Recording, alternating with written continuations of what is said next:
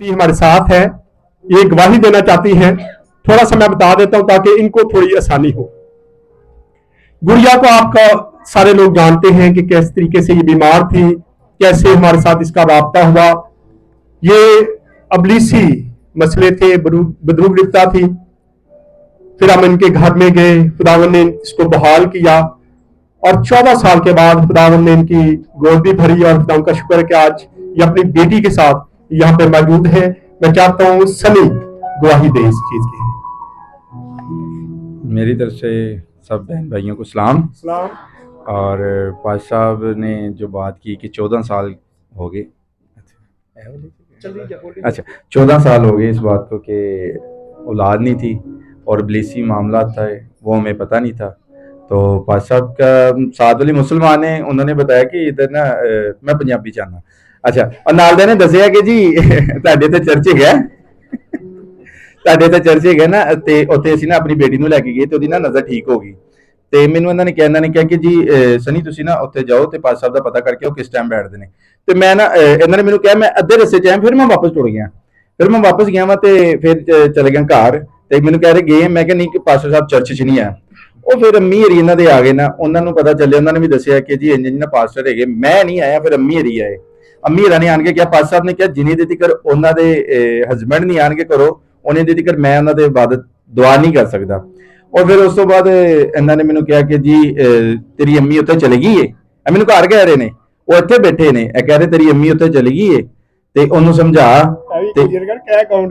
अबलीस कह रहे हैं अबलीस मैनू घर बैठे कह रहे हैं कि तेरी मां उत्थे चली गई है, तो ओनू जाके समझा, ओनू कह वापस आ। ठीक है, और जो घर आए तो ओनू कहंदी कि तू चली गई, अपनी मां नू कहंदी कि तू चली गई उत्थे ते तू इंज कर, तू उत्थों भी निकल ते असी अपना घर दे विच खुश रहना चाहते हैं। ਤੇ ਇੰਨੀ ਗੱਲ ਹੋਈ ਤੇ ਮੈਂ ਬੜਾ ਹੋਇਆ ਤੇ ਇਹਨੇ ਕਿਹਾ ਜੀ 10 ਦਿਨਾਂ ਦੀ ਮੌਲਤ, 10 ਦਿਨਾਂ ਦੀ ਮੌਲਤ, ਕਿ 10 ਕਹਿੰਦੀ ਸੀ ਤੇ ਰੋਂਦੀ ਸੀ ਅੱਗੋਂ ਕਿ ਮਸਲਾ ਕਿਹਦੀ ਮੌਲਤ ਬੰਨੀ ਗਈ ਸੀ ਕਿ 10 ਦਿਨਾਂ ਬਾਅਦ ਮੈਂ ਚਲੇ ਜਾਣਾ।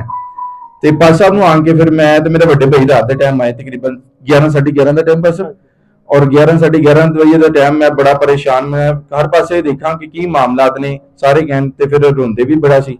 ਔਰ ਸਿਰਫ 10 ਦਿਨਾਂ ਦਾ ਕਹਿੰਦੇ ਸੀ ਕਿ 10 ਦਿਨਾਂ ਦਾ ਤੇ ਟਾਈਮ ਕਹਿੰਦੇ ਸੀ। ਫਿਰ ਮੈਂ ਪਾਜ ਸਾਹਿਬ ਕੋਲ ਆਇਆ, ਮੈਂ ਪਾਜ ਸਾਹਿਬ ਕੋਲ ਆ ਕੇ ਦੱਸਿਆ ਵੱਡੇ ਭਾਈ ਤੇ ਮੈਂ ਐਸੀ ਚੋਰੀ ਆਏ। ਫਿਰ ਵੀ ਘਰ ਜਦੋਂ ਗਏ ਤੇ ਆਣ ਕੇ ਮੈਨੂੰ ਕਹਿੰਦੀ ਹੈ ਕਿ ਜੀ ਤੂੰ ਉੱਥੋਂ ਹੋਇਆ ਕਹਿ ਆ। ਉਹਨੇ ਵਿੱਚ ਪਾਜ ਸਾਹਿਬ ਆ ਗਏ। ਪਾਜ ਸਾਹਿਬ ਆਏ ਤਕਰੀਬਨ ਰਾਤ ਨੂੰ, ਤਕਰੀਬਨ 3 ਵਜੇ ਫਿਰ ਸਾਡੇ ਘਰੋਂ ਆਏ ਤੇ ਫਿਰ ਉਸ ਤੋਂ ਬਾਅਦ ਇਹਨਾਂ ਦੀ ਰਿਹਾਈ ਹੋਈ। ਰਿਹਾਈ ਤੋਂ ਬਾਅਦ ਫਿਰ ਚਰਚ 'ਚ ਅਸੀਂ ਆਣਾ ਸ਼ੁਰੂ ਕੀਤਾ। ਫਿਰ ਜਿਹੜੇ ਔਲਾਦ ਦੀ ਬਰਕਤ ਰੁਕੀ ਸੀ ਉਹ ਵੀ ਇਬਲੀਸ ਵੱਲੋਂ ਹੋਈ ਸੀ।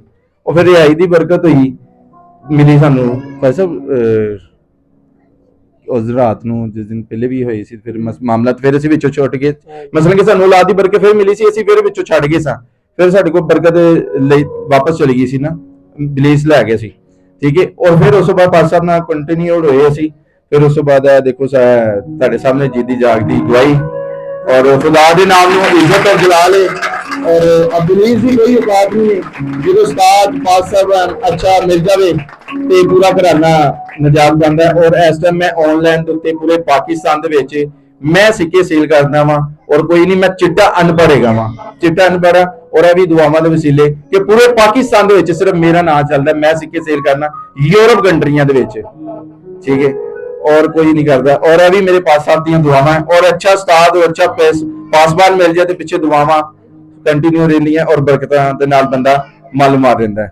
और मैनू बहुत अच्छे उस्ताद मिले, मैं इन्हां दा शुक्रगुजार हां। ये आप गवाही सुन रहे थे।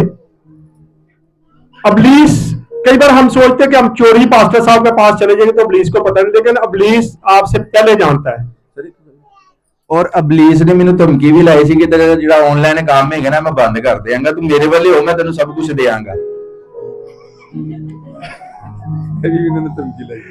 अच्छा, इसको बड़ी धमकियां मिली कभी किसी चीज की, और इसने आती जैसे ही कोई धमकी उसने लगानी, वो गुड़िया के अंदर आता था, गुड़िया के अंदर आके इसको धमकी लगाता था। फिर इसने आके मेरे सामने मेरे पास आना के पास साहब ने ये कहा है, तो मैंने दुआ करनी, मैं कहा जा कुछ नहीं होगा, कर लेंगे, इसका इलाज कर लेंगे। और आखिरकार खुदा ने इसका इलाज कर दिया। आज गुड़िया बिल्कुल सामने खड़ी है। गुड़िया मुझे देख के चीखें मारना शुरू हो जाती थी, बाहर को भागना, बाहर चलेगी तो अंदर नहीं आना, बड़े हालात अजीब थे इसके। लेकिन खुदा का शुक्र है कि खुदा ने आज इस फैमिली को बहाल किया और ये दोनों मियां बीवी आपके सामने खड़े। शुक्रिया बेटा।